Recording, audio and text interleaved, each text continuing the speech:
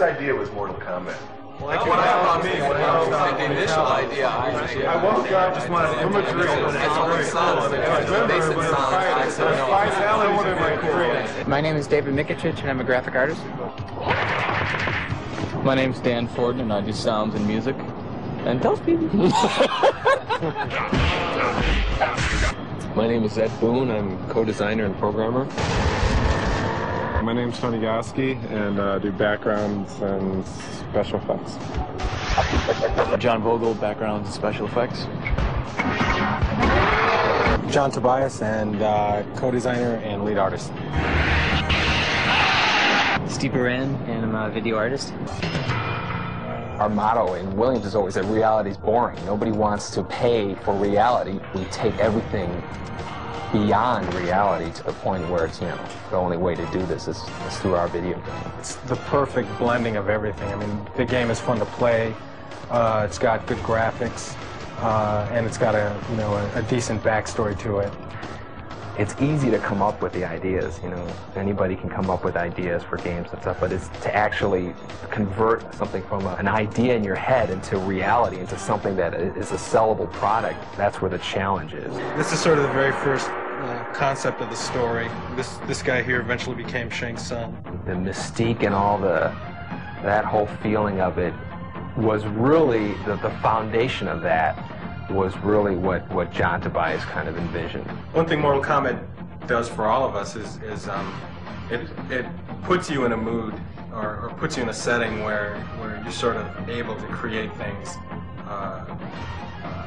that are surreal.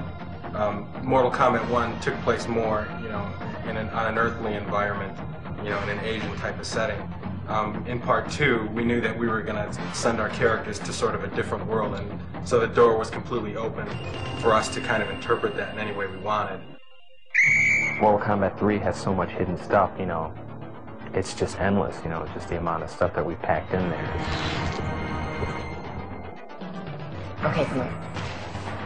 I don't know if I should be telling you this, but I'm going to show you a move, okay? Listen.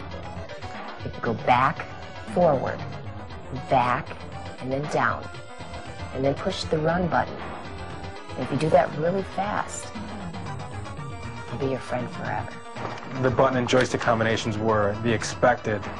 Everybody would start looking for them immediately, and that's when I believe Ed came up with this whole sort of combination lock system. There's 6 little boxes, 3 of which are controlled by player 1, 3 of which are controlled by player 2. Try different combinations of those 6. So there's a million possible combinations to see what can be unlocked in the game. And then there's John Vogel. He did backgrounds for part 1. He did some stop motion animation stuff for part 2, and he did some backgrounds in part 3. He worked on backgrounds along with Tony Goski. Tony's probably one of the most respected artists in this department. He's probably one of the best artists in any industry, and he conceptualizes backgrounds as well. This is the Soul Chamber, and this is where the Soulnado. He never ceases to amaze us.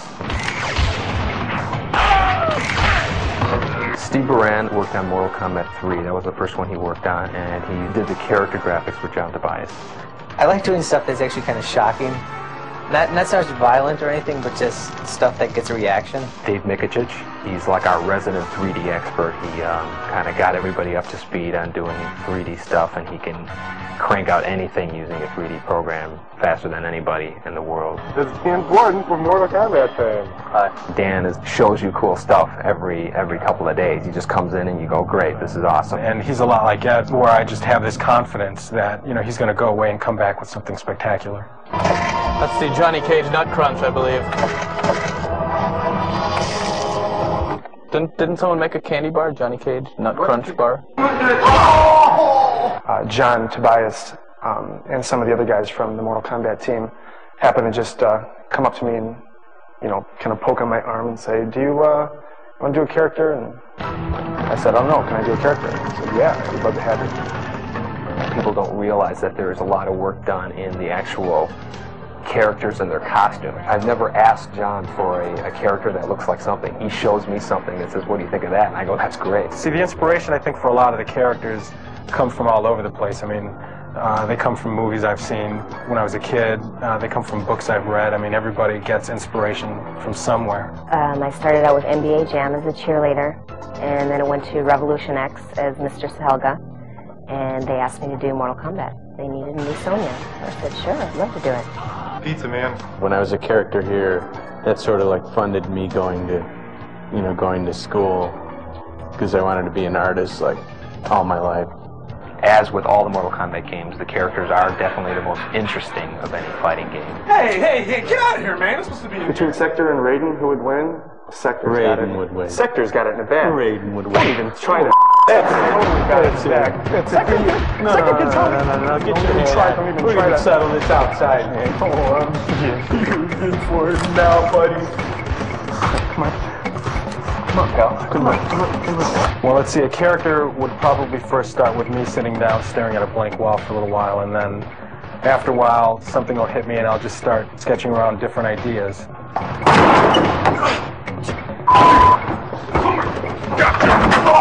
We went months and months not having names for these characters, and then we'd have these powwow sessions where everybody would kind of throw out names. Shang-Ti-Sung. Look at that Saibot. Ignore Shang-Ti. Combinations for Shang-Ti-Sung. But maybe it was a military prototype. And the other one was just like a security guard at a mall that didn't work out right. Saibot X11. There goes XLS. See, anything with X is cool. I like XLS. There it goes. Saibot. That's the bias backwards. Yeah, no, but I think it sounds cool. That does sound cool. Everybody says Saibot. That could be a good name for the robot. Saibot. We're gonna have Mayo as a secret character. No Saibot. Oh man. Why? DEFCON is overused. Where? Everywhere. No. I've heard that so many times. Yeah, every time you watch War Games.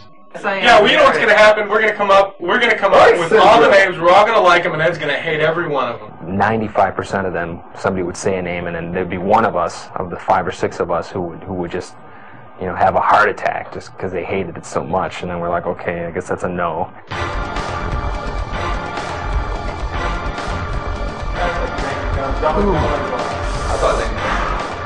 That's good.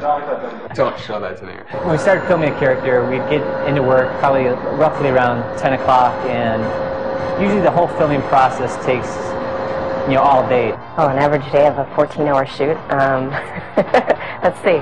Well, we came in and got into makeup. It didn't take too long for Sonya. She doesn't wear much. And then we have a list, a huge list of animations, kicks, punches, uppercuts, and then the special moves and stuff. And we basically go down that list, capturing every single frame of them performing these moves.